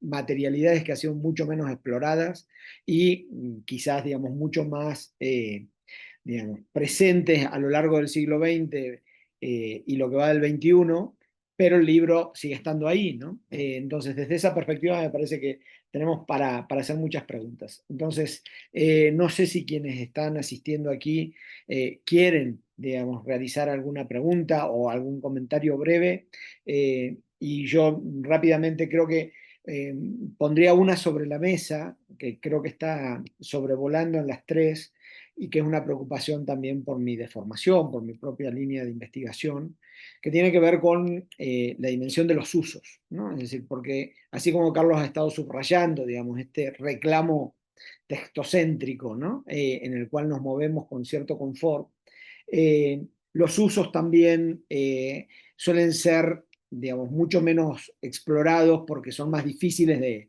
justamente de cartografiar, ¿no? Y en ese sentido, tanto Cecilia como Marina como Carlos han estado explorando y coqueteando con esa idea, y yo quisiera, digamos, si pudieran volver sobre esa dimensión que tiene que ver con los usos, y que son, evidentemente, a partir de la digitalización, se evidencia mucho más el uso social y por tanto la producción social de sentido en el marco de la circulación, que me gustaría desde sus perspectivas poder pivotearlo. Pero quisiera abrir también si hay otras intervenciones. Aquí está Margarita Ruiz para ir pivoteando y después hacer una segunda vuelta. ¿May? Sí, hola, buenas tardes. Pues muchísimas gracias a los tres por sus propuestas y sus reflexiones. Creo que dan muchísimo más para pensar cosas. Yo no sé si son de comentarios y preguntas, pero me brincan dos cuestiones en términos de lo que se ha dicho aquí. La primera es, tendría que ver con esta idea de que la memoria, al final de cuentas, está siempre ligada a un olvido, necesariamente. Es algo que no se puede, digamos, desligar. Y algo que es como, me parece que salta aquí, que probablemente se vaya a ver en otro momento del seminario, es que al final, en estas decisiones que se toman, por ejemplo, en la elección de qué se guarda y qué no, por ejemplo, desde una política institucional, pues finalmente, ¿cómo se decide eso? ¿no? ¿Quién es quien decide eso, ¿no? Porque finalmente lo que se preserva no es probablemente a lo mejor lo que nos importe a todos, sino lo que le importa a algunos, ¿no? Entonces es algo que me parece como importante porque al final lo que se quedan son materialidades que se deciden de alguna manera conservar. Y el otro punto es que lo dice, es un libro muy lindo de Tzvetan Todorov sobre el abuso de la memoria, ¿no? Es que justamente cómo es que en esta práctica del guardar, y como le decía Scolari también hace un momento, el doctor Carlos Scolari, eh, qué o cómo debemos elegir ya no solamente qué guardar, sino cómo guardarlo y cómo para qué, bajo la experiencia histórica de lo que se está señalando ahorita, de lo que se pierde y lo que no se pierde y lo que se puede ganar. Y en esta línea, digo, estarían presentes también el contexto de los agentes sociales, porque me parece que en términos de los usos que decía ahora Jerónimo, llevado a la dimensión de los usuarios posibles, pues también ahí ya se está eligiendo qué queremos que se recuerde, si no hay un proceso detrás que de alguna manera ancle las posibilidades de generar ciertas memorias, tradiciones, etcétera, que al final se van perdiendo justamente por la elección que los agentes no hacen. Entonces, bueno, era un comentario, pregunta y quería saber su punto de vista. Perfecto. Marina ya pica y Cecilia picaron en punta. Va. Muchas gracias. Voy a tratar de dar unos, me parece súper importante lo que acaba de decir Margarita y bueno, también lo que dijo Carlos, o sea, si vieran adentro de mi cabeza, parece que es una olla borboteante. No porque fuera muy interesante lo que estoy pensando, pero básicamente es el efecto fisiológico. Yo quiero responder a lo que acaba de decir Margarita, retomando la problemática de los usos, con algunos ejemplos prácticos que me tocaron cuando estuve al frente de la coordinación de la Hemeroteca Nacional de México. De 2012 a 16 fui la coordinadora, entonces voy a hablar desde un uso particular, desde un ejercicio de memoria, que es cuáles son las políticas, que esa es otra dimensión, que no son usos, pero sí son la concreción de los usos, tiene que ver con políticas, y no políticas en el sentido metafórico, sino directrices concretas y pragmáticas. Cecilia lo sabe porque trabaja todo el tiempo en esa dimensión, cómo opera una institución. Entonces voy a hablar de la parte con ejemplos institucionales. Decisiones concretas. La Hemeroteca y la Biblioteca Nacionales de México son definidas como tal el espacio que custodia, preserva, divulga y todo la memoria escrita de México y sobre México. O sea, desde ahí ya tenemos que no se invade, sino se complementa con el Archivo General de la Nación, etc. Hay una sola Biblioteca Nacional, una sola Hemeroteca Nacional, aunque espacios para recibir depósito legal de todas las publicaciones hechas en México o sobre México, hay 3 entidades depositarias, receptoras más bien del depósito, que son Biblioteca y Hemeroteca, Biblioteca del Congreso y la Biblioteca Vasconcelos. Ahora, eso se modificó hace apenas un par de años, que se sumara una tercera biblioteca, que es la Vasconcelos, porque antes era la del Congreso de la Nación y la Nacional de México. Se recibe todo entidad productora de publicaciones, entendido publicación en el sentido de Mackenzie, en un sentido amplio, no solamente porque ahí es recibir mapas, periódicos, folletos, revistas, también archivos sonoros, aunque tenemos la Fonoteca Nacional, o sea, se recibe y tenemos una iconoteca, o sea, se entiende lo que se produce en términos de documento en un sentido amplio. Se recibe se reciben dos piezas. Acá hay un primer punto que quiero traer a consideración, que es cuánto guardamos de qué. Nosotros tendemos a pensar que todo es una pieza. No, Dentro de cultura escrita y mucho de lo que estamos produciendo se produce de manera iterativa y en series. Entonces acá hay una dimensión que es cómo hacemos la rebanada del gran pastel. Cuando pensamos en series, ¿a qué me refiero? Tenemos una edición. ¿De cuánto es el tiraje de la edición? Tenemos una reimpresión. ¿Qué dice? Ah, no te guardo la reedición porque es el mismo texto. Es el mismo texto, pero no es la misma materialidad. Cambió la portada, cambió la revisión, la corrección ortotipográfica. Esta es una edición seriada, esta viene con una dedicatoria. No es lo mismo, es otra cosa. Entonces, bueno, perdón por las exégesis, pero estoy hablando de políticas. Ok, recibimos 2. En la hemeroteca, además de periódicos y de revistas, recibimos periódicos nacionales, estatales, locales, demás. Primera decisión que atañe y afecta directamente a la memoria, porque la materialidad, la fisicalidad del periódico, por el papel periódico, es mucho más inestable, se oxida más velozmente, inclusive en términos de estabilidad, el largo de las fibras, demás. Los periódicos se deterioran mucho más rápidamente. Es más, hoy los problemas que tenemos de memoria son como un queso gruyère, lo mismo que pasa con el Alzheimer.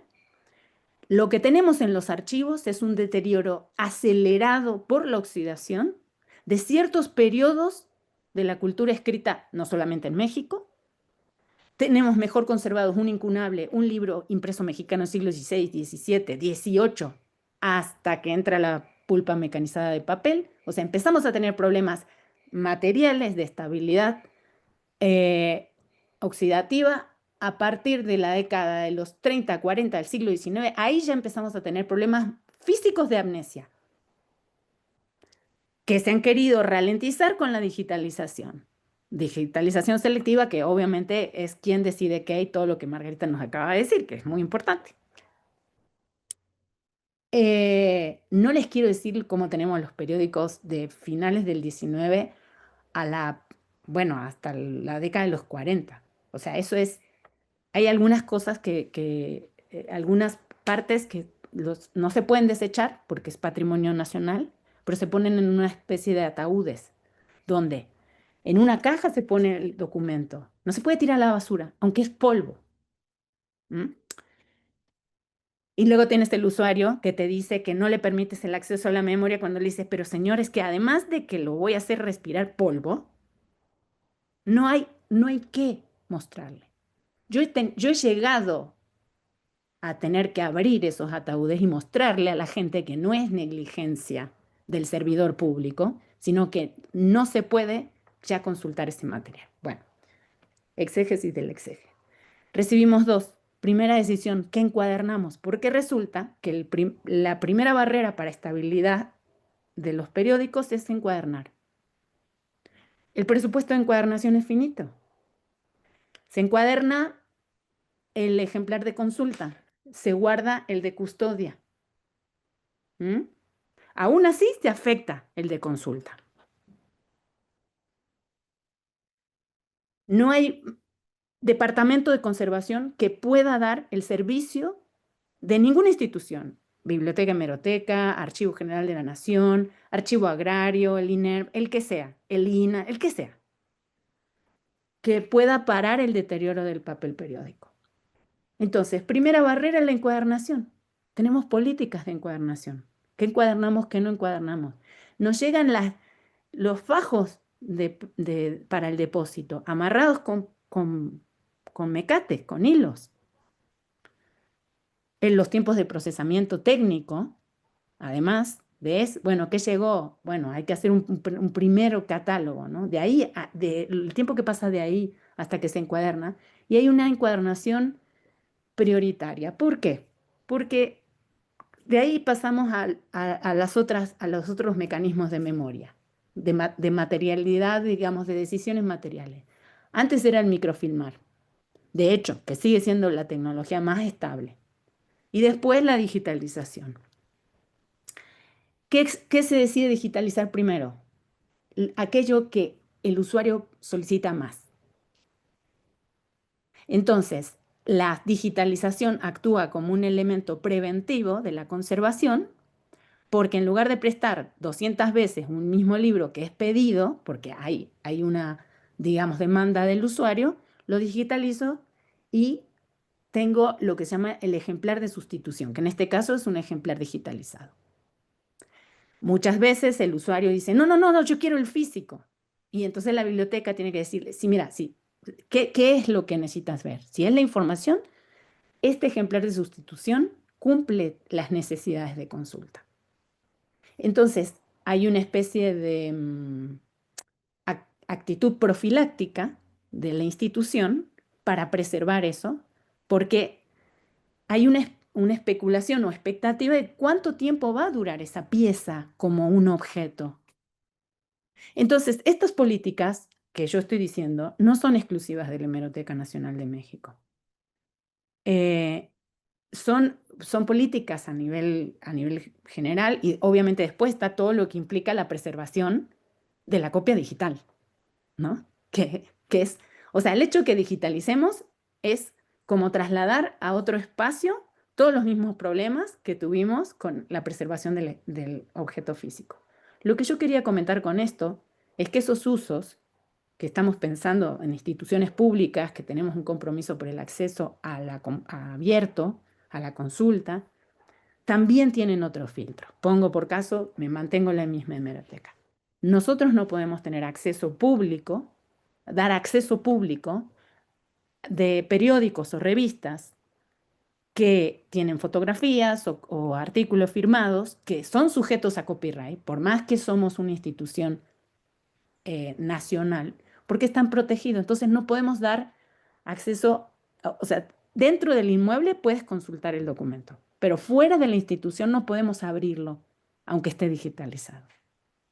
Entonces ahí hay especies como de modelos o tipos de acceso por compuerta, por decirlo de alguna manera, que tiene que ver con estas políticas, porque hay algunos derechos o marcos legales, en este caso los del copyright, que no pueden estar encima de solamente el libre acceso. Entonces, cuando hablamos de memoria, hablamos de esos usos, quién los ejerce, y hablamos de marcos legales, porque la memoria no se da, no es una cuestión de voluntad solamente, hay usos políticos y hay marcos que regulan, que entra, o sea, como una especie de porosidad o de osmótica, ¿no? Se da un fenómeno de permeabilidad, a veces inclusive es interinstitucional porque hay archivos compartidos o hay derechos conexos de esos objetos. Pero bueno, lo quería traer a colación como un ejemplo concreto y que a veces hay una colisión entre esas necesidades, deseos y voluntades. Una persona, un individuo que quiere donar un archivo personal o familiar a una institución, porque dice, ustedes lo van a cuidar mejor, trae toda una mochila de deseos y a veces de exigencias que una institución no puede responder para hacerlo. No solamente por la velocidad, sino por el tipo de procesamiento que va a tener que dar a esos documentos. Entonces, bueno, ya me extendí demasiado, pero lo quería dar como un ejemplo concreto de los usos y lo que Margarita dijo también. ¿Quién decide qué y cómo? Gracias. Perfecto. Aprovecho el pase para Cecilia y después con Arnulfo, que Daniel está, también yo lo tenía apuntado, esto que ya Marina había señalado respecto de la función social del olvido, digamos, para una vuelta de tuerca. Cecilia. Bueno, a mí me parece muy interesante la pregunta y da para muchísimo, obviamente. Y la quiero responder pues desde mi cancha, que es teórica, ¿no? Creo que en primer lugar hay que diferenciar lo que es memoria de lo que es historia y el nudo que tienen con la verdad. ¿Qué es la verdad? Y sí quiero decir como historiadora que la verdad única, esta verdad monolítica y aplastante, pues obviamente no existe. Esto es un ejercicio del poder y estoy hablando desde Foucault, desde Michel Foucault, y este poder está inscrito en los distintos tipos de documento que han existido a lo largo de la historia. Y me estoy refiriendo desde la piedra grabada hasta cualquier documento digital de nuestro mundo contemporáneo, ¿no? ¿Qué discurso estamos creando y desde dónde lo estamos creando? Para hablar después desde dónde lo estamos consumiendo. Y aquí sí acudo al giro historiográfico, no hay de otra, porque tenemos que observar al observador que hizo ese documento, ¿no? Y estoy citando a Alfonso Mendiola y a muchos otros autores que han caminado por ahí. Pero entonces, si consideramos, si entendemos que la verdad no es una, sino que hay muchas verdades, un documento puede tener significados polisémicos, dependiendo de quién esté leyendo, desde dónde lo estemos leyendo y sobre todo a partir desde nuestra propia mirada, que está inscrita en un horizonte cultural y en una cosmovisión singular y propia. A eso me refería yo con que la digitalidad lo que permite es accesos singulares a distintas memorias. En primer lugar, porque no tenemos el ejercicio de poder, entendiendo que conocimiento, o en este caso documento, tiene inscrito una carga de poder naturalmente política y naturalmente dada por la institución que lo emitió, ¿no? ¿Quién decide qué se guarda y qué no? ¿Por qué no hay archivos de mujeres en la Edad Media o hay poquititos? ¿Por qué no hay archivos de mujeres en los virreinatos o hay poquititos? Pues porque ellas no estaban en el poder, ellas no determinaban esto se guarda y esto se tira. Y aquí también quiero hablar de algo que me parece sumamente importante, el papel del archivista. Si nosotros pensamos en una archivística custodial, es decir, en donde la chamba es resguardar este pasado, y me voy de nuevo, no, ahora voy a Derrida con su mal de archivo. Si pensamos en el mal de archivo, que la palabra archivo viene de arjé, y esto viene desde la idea de estamos protegiendo la ley, estamos protegiendo el orden, estamos protegiendo el enunciado del poder a partir de un dispositivo que va a ser el archivo, entonces estamos dictando las normas de cómo sí tiene que ser la sociedad, estamos dictando las normas de la verdad y sobre todo estamos dictando la narrativa historiográfica de lo que es verdad. Pero ¿qué pasa cuando este mismo archivista se da cuenta de que puede participar en la decisión de qué guardamos, qué no guardamos? Y entonces ahí generamos valor. Estamos otorgando valor a un acta. Ahorita decía Carlos y me dio mucha risa porque yo como historiador archivista veo una factura más y me quiero dar un balazo, ya no lo veo como algo maravilloso, sino eso no, ¿y ahora qué hago con esto? Es donde otorgamos valor a una factura o no, como lo acabo de hacer, ¿no? ¿Y quién tiene razón, Carlos o yo? Pues los dos, porque estamos hablando desde diferentes premisas, desde diferentes miradas. Entonces, me parece que el que guardamos, antes de resolver el cómo, que esa es la bronca eterna de instituciones públicas, privadas, archivos, hemerotecas, bibliotecas, porque el espacio siempre se va a acabar, o sea, nunca va a ser suficiente. Me parece que el problema de qué guardo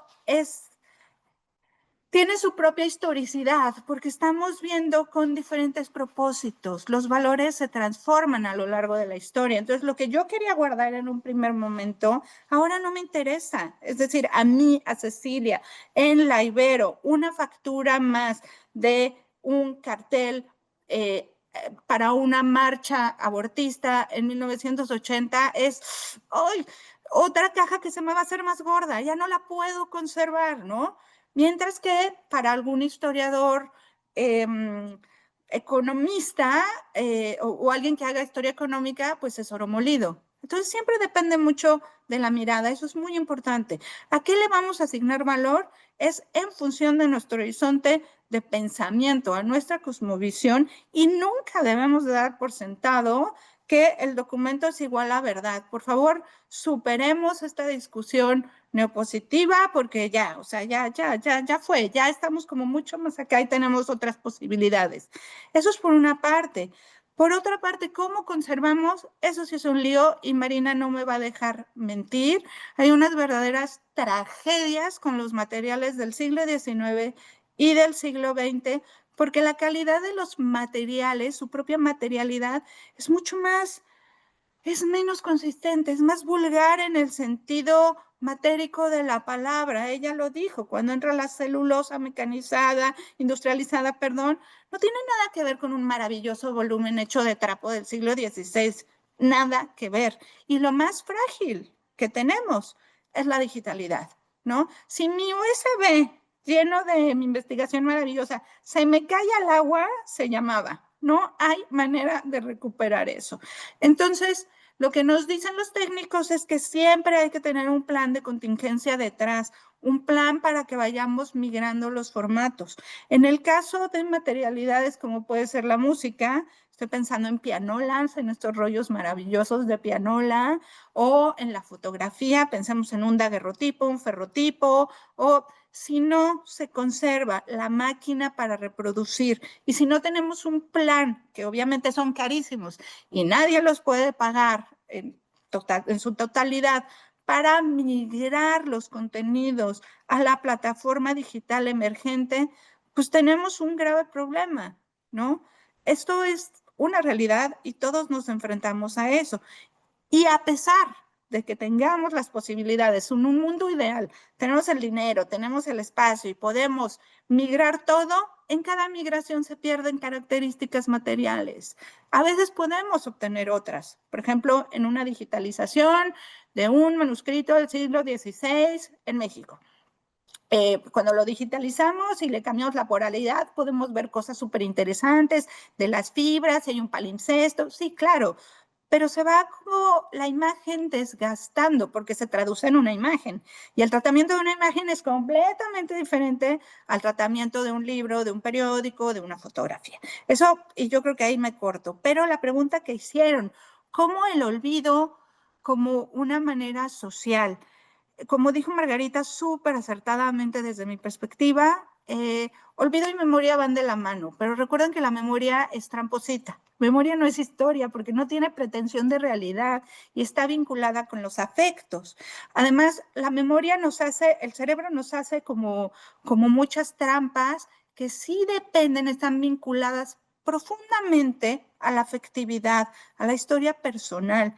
Y tenemos dos tipos de memorias, o yo lo estoy simplificando. Una memoria es la personal. Yo cuando era muy pequeña veía el closet de mi tía y era una cosa así gigantesca, era maravillosa, era como la cueva de Alibaba. Y ahora que voy y la veo, pues es un closet súper chiquito, ¿no? Nada más que ya no me emociona y yo ya no estoy tan chiquita.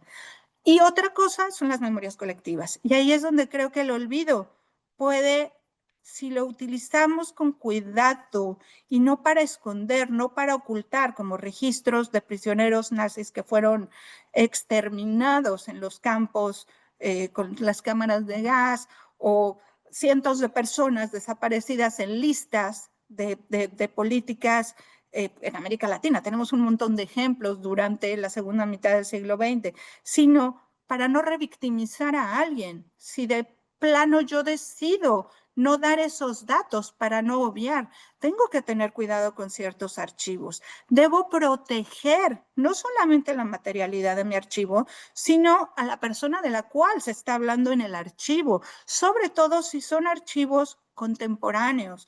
Y aquí sí recomiendo muy encarecidamente la lectura de Sayyiya Hartman con su texto Dos Venus, porque ahí estamos viendo pues una historia de trata de esclavos en el virreinato y qué hacemos con eso, ¿no? ¿Qué haces con el dolor de un sector de la población que ha sido tradicionalmente silenciado, asesinado, invisibilizado?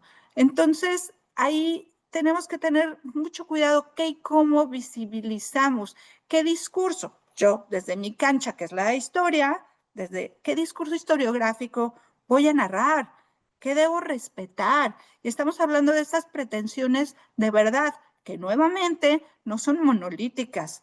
Entonces, me parece que es un tema súper complejo y ya me quedo aquí. ¿Ya ven por qué leí en lugar de hablar?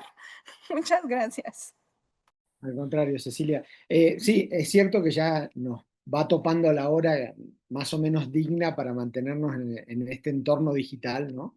Si estuviéramos en físico quizás pudiéramos ir a tomarnos un café y volver, pero eso no va a suceder. No ahora por lo menos, ya haremos algo presencial en el cual podremos invitarlos a todos, pero teníamos la participación de Arnulfo, de Susana y de Carlos, un poco en ese orden, y si quieren después ya volvemos con un tuit de cada quien para que puedan cerrar los tres, ¿no? ¿Sí? Gracias, Jerónimo. Soy breve, felicitar la iniciativa, felicitar las participaciones y luego reaccionar ante las propuestas. Tengo anotado aquí, desde la invención está planteada su conservación, su obsolescencia. De alguna manera, no añado más, pero puede ser una cuestión de interés en la creación técnica, por ejemplo, de ese papel, ya podría saberse que iba a haber problemas de archivo posterior. Luego ver esta cuestión de usos en memoria, materialidad y archivo, que realmente también tiene esa dimensión de atravesar el uso que damos en nuestras casas, el personal, y eso cruza con toda la obsolescencia técnica o el aprovechamiento técnico y de alguna manera lo que creemos, lo que vemos, lo que oímos, el consumo que tenemos y creerlo o no creerlo hace que nos movamos en sociedad. Y luego también esta cuestión de ver que cada una de estos puntos, memoria, materialidad, archivo, está regulada por leyes diversas y también por educación, por preparación técnica para muy diversos manejos. En fin, el tema es muy amplio y también las formas de abordarlo, desde, por ejemplo, solo dos, Marshall McLuhan, medio mensaje, o los apocalípticos o los integrados, todo eso volvemos ahora con las utopías de las nuevas tecnologías, desde luego, y para eso nada más decir que por fortuna hay formas de estudio, de acercamiento anterior que podemos utilizar. Gracias. Gracias, Arnulfo. Sí, yo creo que además el tono creo que también inaugural del seminario pasó justamente por ni apocalípticos ni integrados, ¿no? Fueron participaciones muy equilibradas, reconociendo los desafíos, pero también las extraordinarias oportunidades que tenemos, ¿no? Sobre la mesa. Entonces, Susana, Carlos.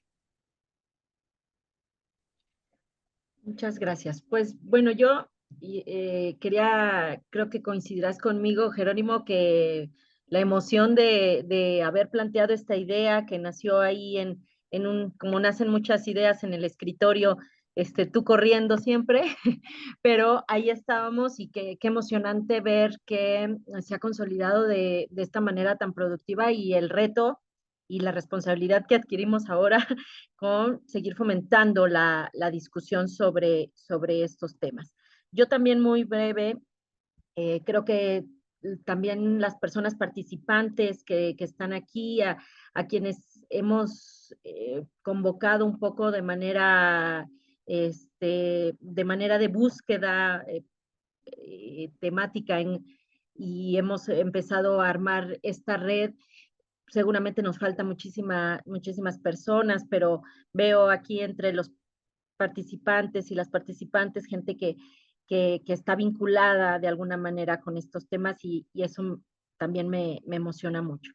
Y bueno, después del comercial de la emoción, yo pensaba en las tres participaciones con esta relación directa que se establece y quizá lo dejo nada más como una reflexión que puede durar para el seminario y creo que las doctoras y el doctor Scolari hicieron una mirada muy profunda desde su particular experiencia y campo, pero me parece que está ahí el asunto de la materialidad y del ejercicio del poder, ¿no? En esto que tú preguntabas sobre los usos, ¿no? De la digitalización o los usos de los archivos en general. Y la digitalidad entonces es un instrumento de poder, ¿no? En ese sentido, la evolución de los medios que planteaba el doctor Scolari también está ligado al poder y nosotros, nosotras discutiendo aquí, también estamos ligados a un ejercicio del poder, porque yo preguntaba entonces cómo guardan los saberes, las culturas originarias, ¿no? Cómo se guardan las lenguas, ¿no? Y esa es una discusión que está vigente. Y se guarda, y si no se guarda, igual no pasa nada, ¿no? Y yo en los últimos años que investigo arte y movimientos sociales, pensaba en el carácter de lo efímero, ¿no? Y entonces eso efímero también se queda guardado o no. Y, y entonces todo esto ligado con el poder, los usos, vinculado al cuidado, me gustó esa mirada de Cecilia, de qué cuidamos y qué guardamos y qué digitalizamos a partir de estas posiciones de poder. Y mi pregunta final tendría que ver cómo no tendríamos que estar guardando aquello, como decía Cecilia, que servirá para nuestra sobrevivencia. Y bueno, ahí lo dejo con mucha emoción. Muchas gracias. Gracias, Susana. Y para darle el puente a Carlos, digamos, también con otra de las invitadas en otra de las sesiones, ¿no? Que tiene que ver más con arte y arte digital, justamente me planteaba si todo necesariamente tiene que ser guardado, ¿no? Archivado y ser uso de la memoria. Y a partir de ahí, me parece que también se abre un eje, y Marina lo subrayaba con el papel del olvido, ¿no? También, que me parece que es algo que vamos a tener que seguir problematizando aquí, porque solemos inclinarnos hacia el otro lugar, ¿no? De la tentación del archivo, ¿no? Entonces, Carlos.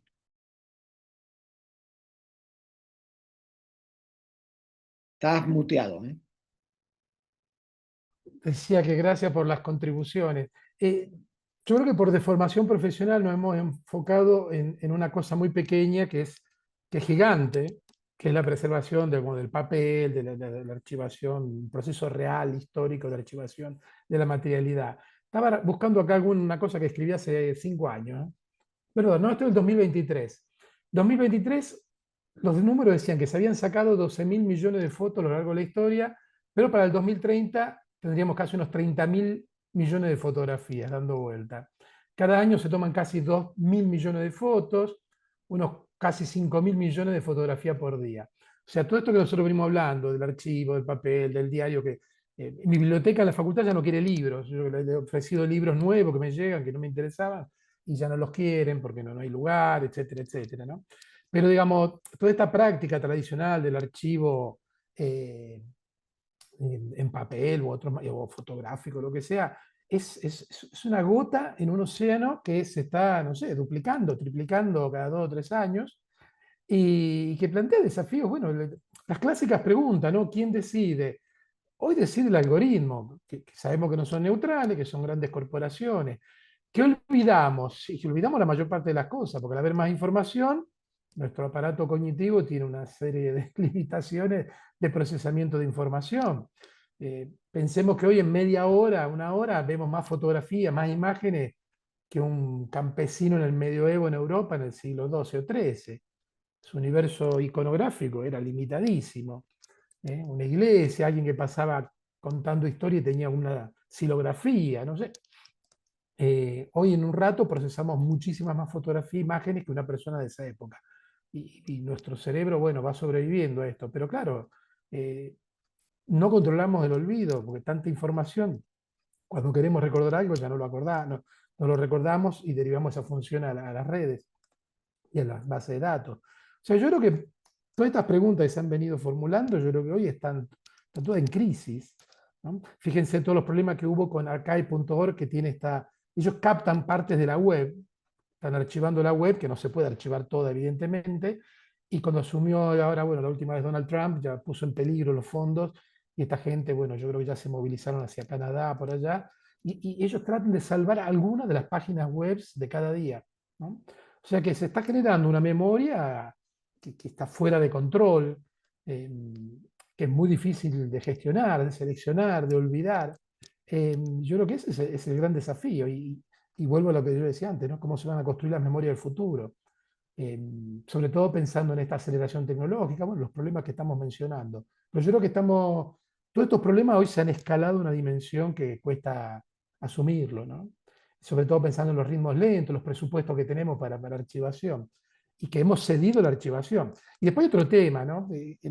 La archivación estatal, institucional, y después está las memorias familiares individuales, pero que están mediatizadas por las grandes corporaciones. Bueno, quería abrir estas ventanas y un poco llamar la atención sobre este proceso de que tenemos que escalar, ha escalado la memoria, ha escalado la producción de material, los archivos, y nosotros qué podemos hacer de frente a todo eso. Y ha escalado la crisis.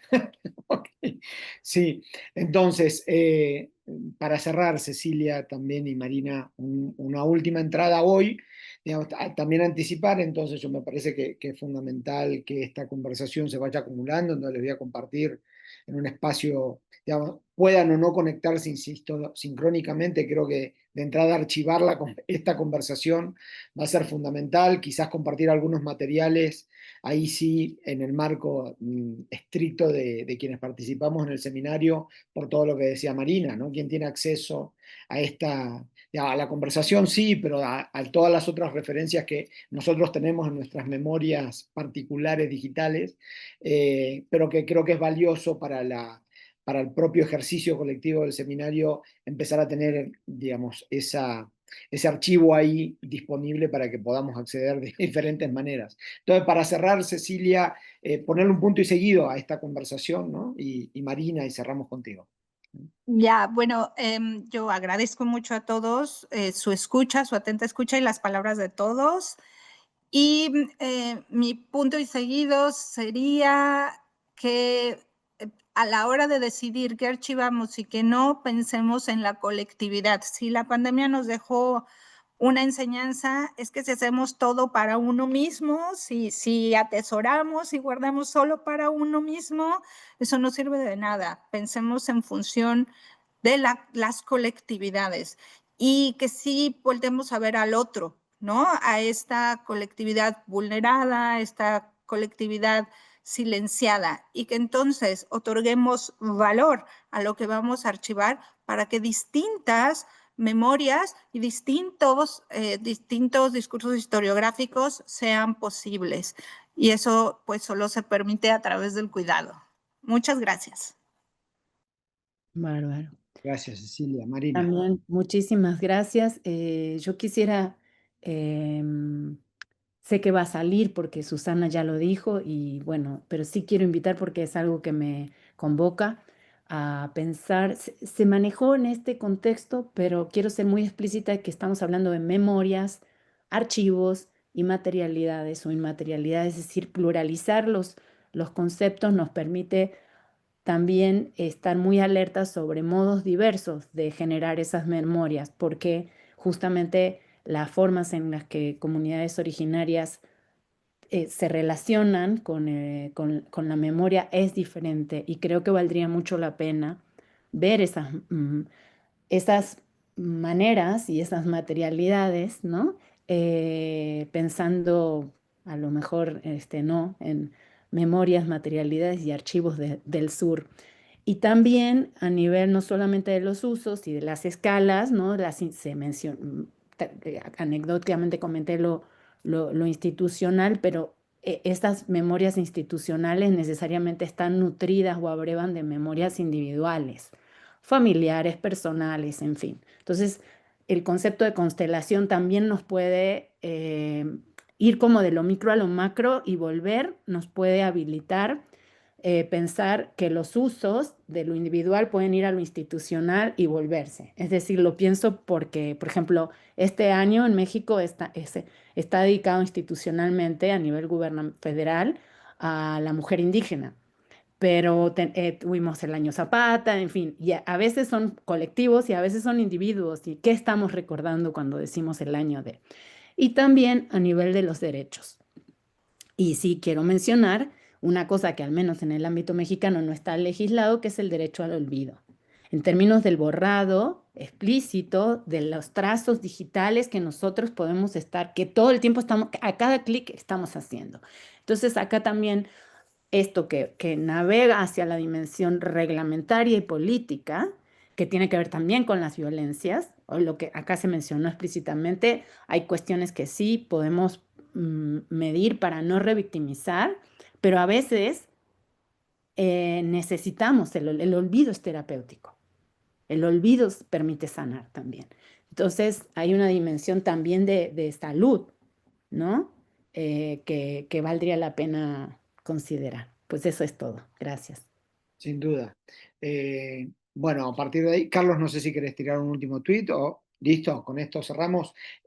Bueno, nada, les haremos llegar la convocatoria para la siguiente sesión, ¿no? Con otras colegas que van a participar.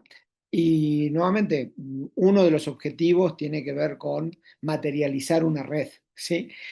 Concretamente, con miradas diversas y con escenarios distintos y trayectorias también disímiles, pero que, como decía Carlos, convergen en una cantidad de interrogantes hoy que nos obligan a sentarnos a justamente ver cómo empezar a darle, como diría Marina también, ciertos contornos, ciertos límites a esta conversación para que realmente podamos dialogar y no tener, digamos, entradas muy de francotiradoras, tiradores, y volver a nuestros espacios. Creo que la constitución de la red es uno de los objetivos del seminario y seguramente se irán materializando en otros lugares. Así que les quiero agradecer, les queremos agradecer con Susana, primero la complicidad para entrarle y después, bueno, evidentemente a quienes participan y quienes actúan en carácter de ponentes en cada sesiones. Seguiremos las reglas del campo académico con sus correspondientes constancias y demás. Así que cuenten con ello también. Digamos, vale la pena señalarlo, aunque resulte una obviedad.